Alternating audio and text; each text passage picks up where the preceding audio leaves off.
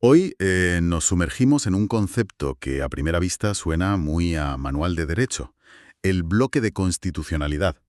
Nos ha llegado un documento muy interesante que lo analiza en el sistema colombiano, y aunque el caso es de allí, la idea de fondo es algo que, bueno, resuena mucho aquí en España y en toda Europa. La misión de este análisis es desentrañar qué es, pero sobre todo, por qué debería importarnos.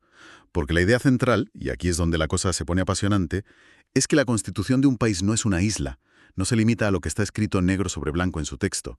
Es mucho más que eso, es un sistema abierto que dialoga con el mundo. Exacto.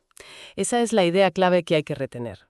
A veces se piensa en la Constitución como un castillo. No, unas murallas que protegen la soberanía. Y cualquier cosa que venga de fuera es una amenaza. Claro, Pues el bloque de constitucionalidad invierte esa lógica. No es una dilución de la soberanía, es una ampliación inteligente del estándar de protección.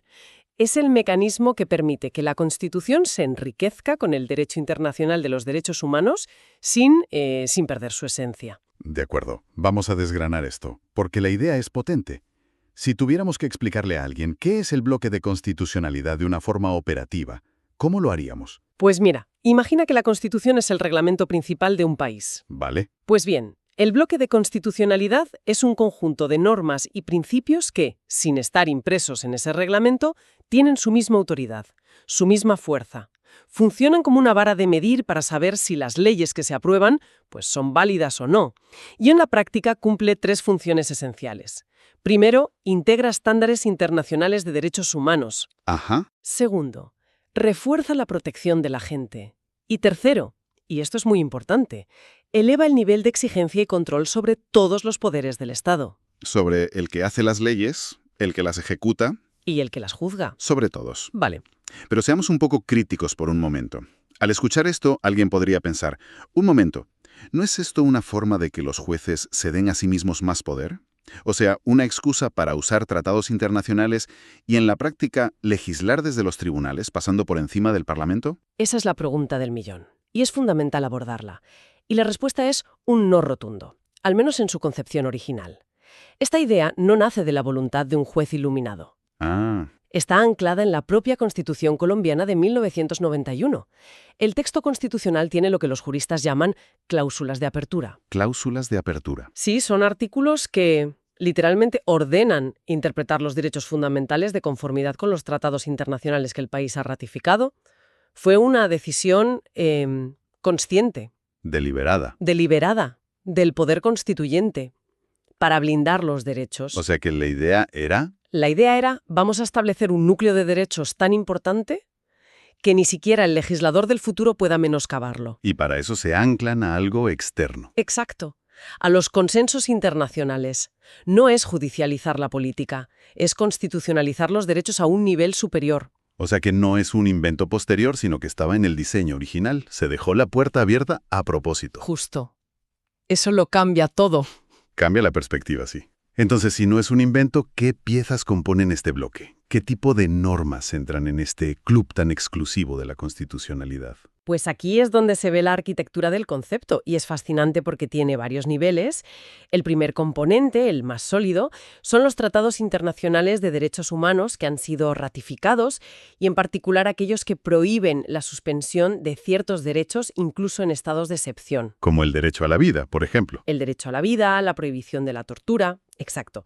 Es crucial entender que, una vez dentro del bloque, estas normas ya no son derecho extranjero, se convierten en derecho constitucional integrado. Pasan a formar parte del ADN jurídico del país, por así decirlo. Justo esa es la imagen. Dejan de ser un elemento externo para ser uno interno. DIH.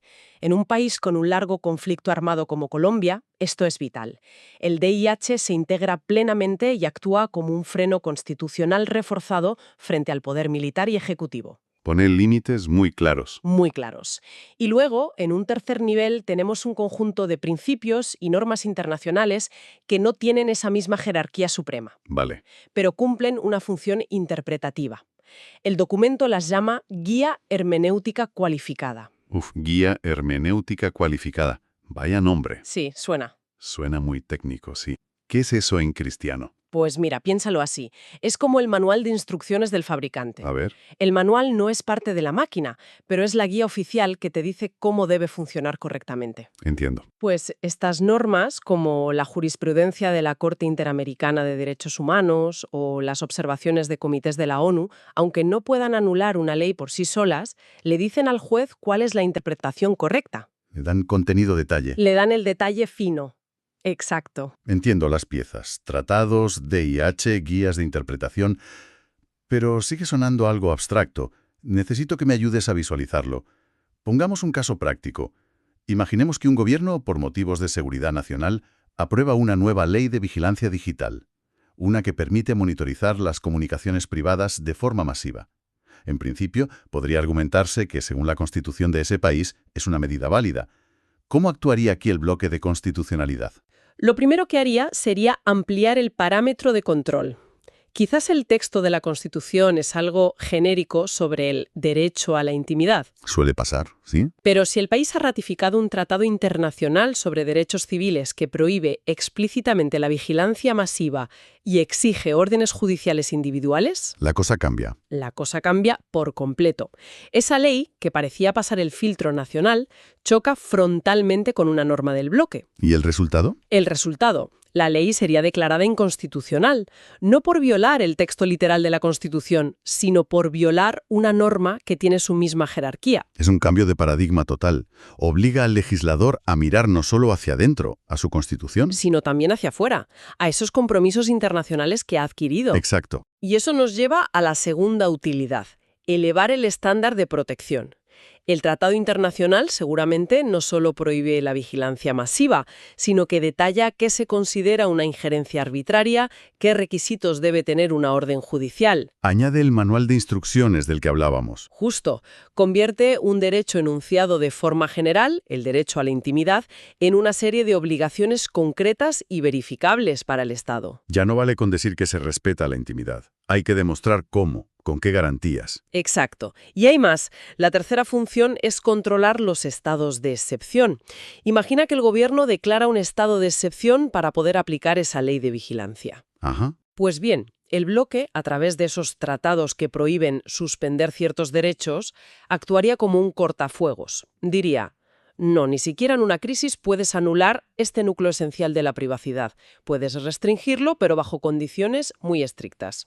Evita el cheque en blanco al poder. Totalmente. Y queda una cuarta utilidad que mencionaba el documento: resolver vacíos normativos. A ver. Siguiendo con el caso, supongamos que la legislación nacional es de hace 30 años y no dice nada sobre protección de datos digitales. Porque no existía el problema. Claro, hay un vacío. En lugar de esperar años a que el Parlamento legisle, un juez podría usar los estándares internacionales del bloque para proteger a la gente aquí y ahora. El bloque llena ese hueco. Impide que la inacción política deje a la gente desprotegida. Un momento. Al leer el análisis me ha llamado mucho la atención la distinción que hace entre bloque en sentido estricto y en sentido lato. A primera vista parece un detalle para juristas, una filigrana académica, pero sospecho que en la práctica la diferencia es brutal, ¿no?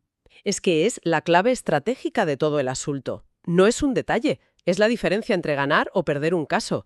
El bloque en sentido estricto incluye esas normas que tienen jerarquía constitucional plena, las que están en la cúspide de la pirámide. ¿Los tratados no suspendibles, el DIH? Esos, para usar una metáfora bélica, son la artillería pesada.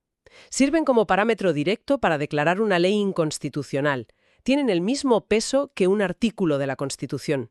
Es el núcleo duro, el argumento definitivo. Podríamos decir que es un misil para derribar una norma. Exacto.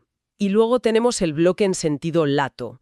Este incluye normas con un valor interpretativo muy potente, pero que no tienen rango constitucional. Por ejemplo, jurisprudencia de tribunales internacionales, observaciones de comités de la ONU, el llamado derecho blando. Entonces, ¿para qué sirven? Si no pueden derribar la ley, son un arma de fogueo. Para nada. Siguiendo tu analogía, si el bloque estricto es un misil, el bloque lato es un láser de alta precisión. Ah, me gusta. Un láser para guiar la interpretación del juez. Si hay dos lecturas posibles de un derecho, una más restrictiva y otra más expansiva, la que esté alineada con estas normas del bloque lato es la que debe prevalecer. O sea, no anulan la ley. No, pero le dicen al juez cuál es la forma correcta de leer la Constitución en ese caso. inclinan la balanza de forma decisiva. Me encanta la analogía. Uno es un misil para derribar y el otro un láser para guiar. Entonces, para el abogado que está preparando un caso, esto es fundamental. No se trata solo de citar tratados por citar. Cómo se construye un argumento sólido usando esta herramienta. La clave es la precisión quirúrgica. Un error fatal que se ve constantemente es la cita genérica, como dice el derecho internacional. Eso es un brindis al sol. Exacto, no sirve de nada. La forma correcta es un proceso de 4 pasos. Primero, identificar el derecho específico en juego. Segundo, precisar qué tratado, artículo o norma internacional concreta es aplicable. Tercero, y esto es crucial, determinar su jerarquía. ¿Estoy usando un misil del bloque estricto o un láser del bloque lato? La estrategia cambia por completo. Y el último paso, supongo que es conectar los puntos. Exactamente. El cuarto y más importante paso es demostrar la conexión. Tienes que tejer un argumento que una ese estándar internacional con el artículo de la Constitución y con los hechos del caso, para demostrar la incompatibilidad o para guiar la interpretación. Un bloque bien usado, como dice el documento, es un jaque mate constitucional. Mal usado es un argumento inflado, sin impacto. La diferencia entre un bisturí y un martillo. Justo esa. Y todo esto, que exige un trabajo casi de orfebrería jurídica, ¿qué implica para la figura del juez? ¿Cambia su rol tradicional? Lo redefine por completo. El juez ya no es solo un aplicador de la ley nacional, un mero intérprete de la Constitución interna. Se convierte en lo que podríamos llamar un gestor de estándares multinivel. Un gestor de estándares multinivel. Sí, tiene que operar con una doble mirada, una local y una internacional, de forma simultánea. Debe ser capaz de dialogar con la jurisprudencia de su propio país y al mismo tiempo con las decisiones de tribunales internacionales. Pero eso que dices debe generar tensiones. ¿Qué pasa si un juez nacional interpreta un tratado de una forma distinta como lo hace un tribunal internacional? ¿Quién tiene la última palabra? Por supuesto que genera tensiones. Es lo que se llama el diálogo judicial y es uno de los campos más interesantes del derecho actual. No se trata de una sumisión ciega, se trata de una conversación entre cortes. A veces los tribunales nacionales adoptan los estándares internacionales, otras los adaptan a su contexto y en ocasiones, muy contadas, los rechazan argumentando que su propia Constitución ofrece una protección mayor. Ah, claro. Lo que se conoce como estándar de protección más favorable. Lejos de debilitar la soberanía judicial, esto la profesionaliza y la sofistica. Exige un juez mucho más preparado. Entonces, si tuviéramos que resumir en 2 o 3 ideas clave lo que hemos desgranado, diríamos que el bloque de constitucionalidad es una herramienta que amplifica la Constitución sin necesidad de reformarla, Sí, que refuerza la protección de los derechos humanos, elevando el estándar de control sobre el poder, eso es. y, como hemos visto, no es una fórmula mágica, sino que exige una gran técnica jurídica para ser utilizada eficazmente. Exacto. Es la prueba definitiva de que el derecho constitucional moderno es un diálogo constante y necesario entre lo nacional y lo internacional. Ya no se puede entender el uno sin el otro. Quien domina esta herramienta, en esencia, argumenta en un doble carril, y eso le da una fuerza inmensamente superior.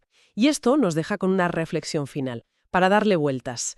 Si el rol del juez constitucional evoluciona de ser un guardián de un texto nacional a ser un gestor de estándares multinivel, un conversador en un diálogo jurídico global, ¿qué nos dice esto sobre el futuro del concepto mismo de soberanía nacional, en un mundo donde los desafíos más grandes, desde los derechos humanos hasta el cambio climático, ya no reconocen fronteras?